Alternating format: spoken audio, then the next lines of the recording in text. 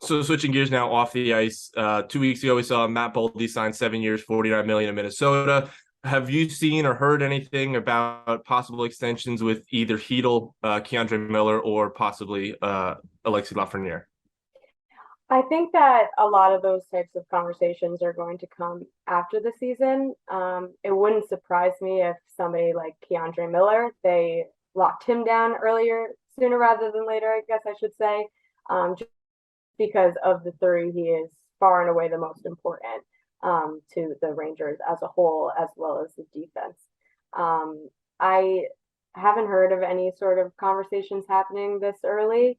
But the Rangers are going to be in a very, very precarious position going forward when it comes to the cap. They have so many guys coming up on new deals, guys that are due big pay raises, and they are in a chokehold from the hard cap right now. And I just don't see a scenario where everybody could stay.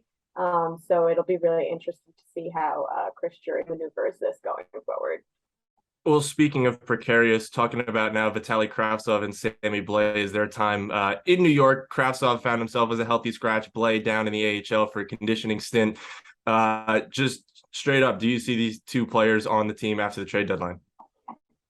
That's a good question. I think of the two, the more likely to be packaged in a deal at the deadline is probably Vitali Kravtsov, just because of probably how the rest of the league views him. I think Sammy Blais is in an unfortunate situation coming off a very tough injury to bounce back from. And everybody can see that he's just not playing the way that he did before the injury. I mean, if you really think about it, going back to that time, he was skating on the top line and doing something with it. And now he can't even hold his spot in the lineup.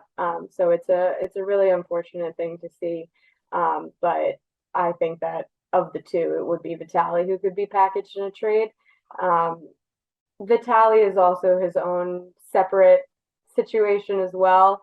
I still think that the Rangers want to see more from him, obviously, but more of him too. I don't think that they're ready to move on from that just yet. So I do expect Vitali to get back in the lineup at some point in this, second half that's coming up. But Vitali is definitely has to show a little bit more. I think I use this as an analogy on our podcast at one of the games where he just had an unbelievable move between the legs, just showing off that high skill, but he didn't really do anything with it. And I think that's a microcosm of his tenure in New York this season. You see the skill, it's there, but he's just not able to make an impact on the game the way that the Rangers want him to. Gerard Gallant said it himself. Maybe if he scored 15 goals in the 17 games that he played in a row, he obviously wouldn't have been coming out of the lineup. But that's obviously a lofty expectation to throw on Vitali. But I think that they just really want to see more from him. So we'll see what happens going forward. And when you talk about Kravtsov, do you feel it's just he doesn't really have a place? Meaning, you got the kid line as one, you have, the Panarin, Trocheck line, you have, Zibanejad, Kreider. There's just really nowhere to put him. Yeah, there's totally a logjam up front. Like, I think that they have a lot of forwards that fit into the top nine criteria.